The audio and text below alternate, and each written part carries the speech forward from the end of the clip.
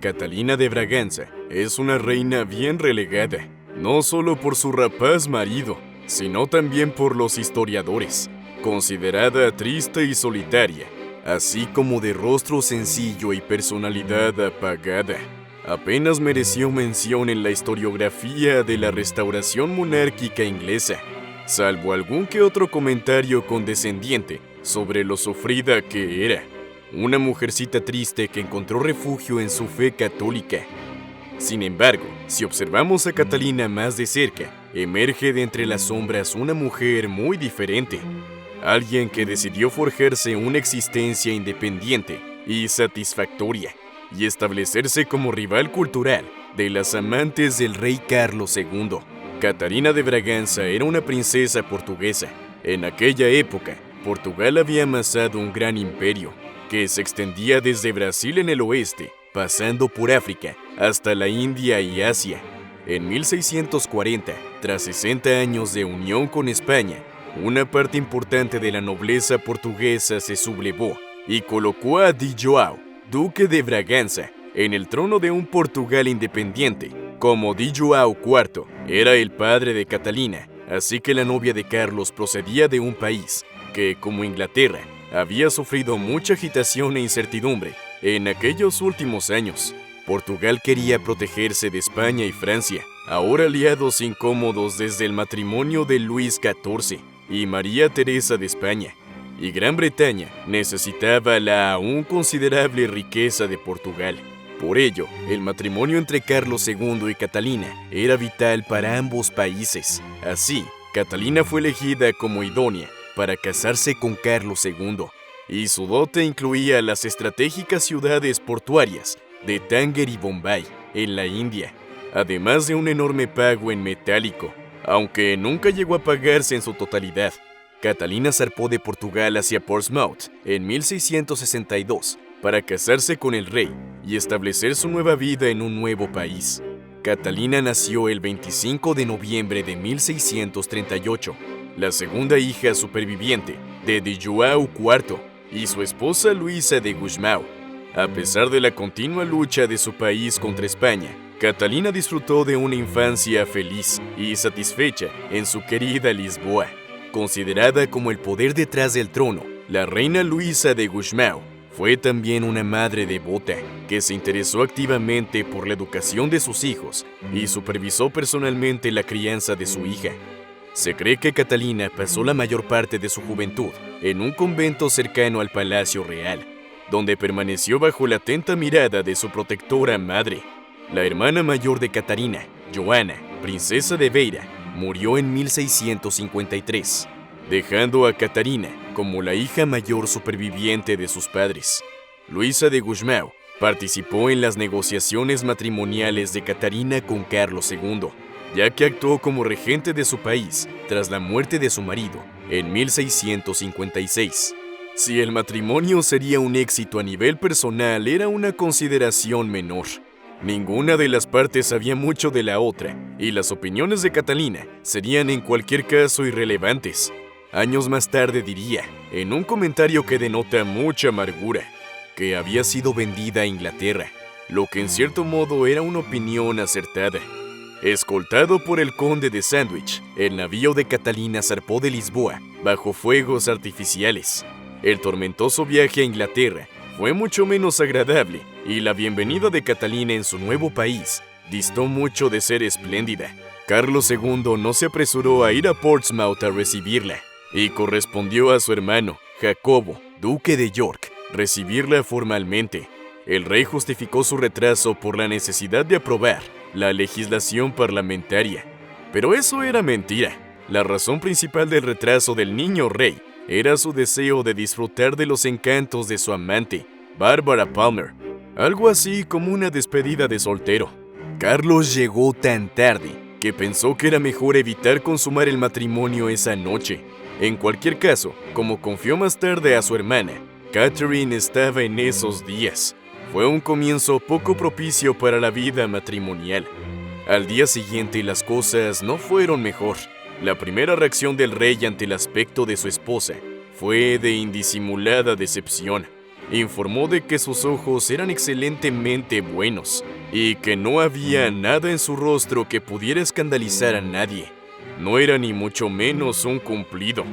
Dejó claro que no era ninguna belleza y al parecer le sorprendió su moda portuguesa y un peinado que destacaba tanto por los lados que le hacía parecer un murciélago. Para Charles, Catherine no era rival para Barbara Palmer y no tendría ninguna oportunidad contra su amante. Al final, Charles acabó poniendo a Barbara Palmer como camarera de su esposa. Había dejado claras sus prioridades desde el principio. Fue una humillación fría y calculada. Catherine lo sintió. No era tan ingenua como para ignorar a Barbara Palmer. Por su parte, Carlos desfilaba con Bárbara ante la reina con regularidad. La dignidad y la satisfacción de su esposa, su evidente adoración por él, importaron poco a Carlos desde el principio. Sin embargo, más tarde, cuando quedó claro que Catalina nunca podría tener hijos, Carlos se negó a considerar el divorcio. Pero, por cierto, parte de esa negativa se debió a la dote de su esposa. A Carlos no le disgustaba Catalina. Simplemente prefería la compañía de casi cualquier otra mujer, cuya personalidad o apariencia le atrajera más. Estas podían encontrarse fácilmente en su corte hedonista. A Catalina le costó casi una década de angustia darse cuenta de que debían vivir vidas separadas. Cuando aceptó esa realidad, la encontró inesperadamente liberadora y gratificante. El matrimonio se rompió finalmente con los sucesivos abortos de la reina. Concibió su primer hijo tras 4 años de matrimonio. Entre 1666 y 1669 perdió 3 fetos. Su incapacidad para dar a luz parece deberse a una enfermedad conocida como hemorragia uterina normal.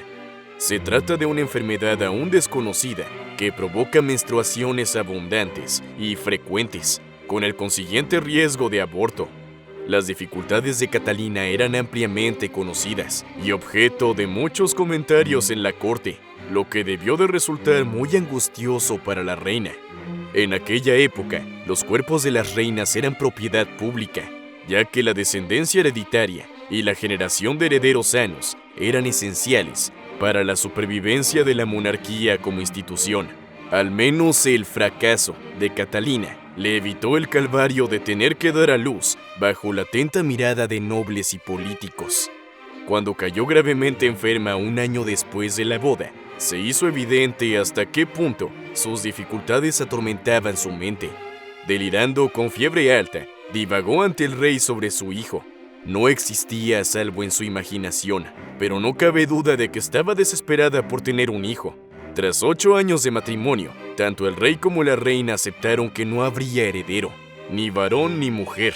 La creciente camada de hijos ilegítimos del rey, con numerosas amantes, era prueba suficiente, según él, de su propia virilidad, y su hermano, Jaime, también tuvo hijos, aunque cuando Carlos murió, las 2 únicas supervivientes eran niñas. Ambas llegarían a ser reinas. El rey se aprovechó y acumuló innumerables amantes. Aliviada de la carga de esperar a tener un heredero, Catalina pudo forjarse una vida. La reina utilizó su mecenazgo para apoyar las artes y la música de manera distintiva, basándose en su herencia portuguesa y en sus propios intereses personales. Como árbitro del gusto en otras áreas, la reina también tuvo un éxito notable. No solo trajo consigo dinero y una puerta de entrada a tierras lejanas, sino también otros aspectos de esas culturas distantes. El interior y el mobiliario de sus aposentos pronto fueron copiados por los cortesanos que deseaban ser considerados exigentes. Las coloridas telas indias y los muebles de mimbre que ocupaban un lugar tan destacado en sus aposentos se complementaron con armarios lacados y la porcelana más fina. Y en la exquisita porcelana que tintineaba en las conversaciones de la corte de Catalina, se servía y se disfrutaba por primera vez como algo distinto a una bebida medicinal, la bebida favorita de los ingleses, el té. La reina no introdujo el té en las Islas Británicas, pero lo puso de moda. Fue todo un logro. A Carlos II no le molestaba la independencia de su esposa. De hecho, parece haberla aprobado. Tal vez le tranquilizara en cierta medida. Aunque su influencia política es difícil de evaluar, es posible que actuara como caja de resonancia de algunas de las políticas de su marido. Carlos II murió en febrero de 1685 y la reina fue la única mujer a la que se permitió estar en su presencia, tal y como dictaba el protocolo. Al parecer, en sus últimos momentos, expresó a los que le rodeaban su remordimiento por la forma en que la había desatendido a lo largo de su vida en común. Su muerte significó que Catalina de Braganza sería reina viuda. Tenía 47 años y tras un tiempo de luto apropiado, esperaba regresar a Portugal. Su deseo se vio frustrado durante 7 largos años, en los que suplicó a su hermano, el rey Pedro II, que apoyara su deseo, y este, enfermo e inseguro, encontró un sinfín de razones para retrasar su regreso. Cuando finalmente se le concedió el permiso para regresar, Catalina viajó por tierra a través de Francia. Tenía motivos para no querer a los franceses, pero se sintió complacida por el amable trato que le dispensó Luis XIV y encantada por la cálida respuesta de los ciudadanos de Lisboa cuando llegó en enero de 1693. La reina vivió felizmente en Portugal durante 12 años, hasta que en 1705, con su hermano incapacitado y su hijo demasiado joven para gobernar sola, Catalina se convirtió en regente. Gobernó competentemente durante solo un año, hasta que el último día de 1705, a altas horas de la noche, murió. Su cuerpo no fue enterrado en Inglaterra, sino en el Panteón de Bragancas, en San Vicente de Fora.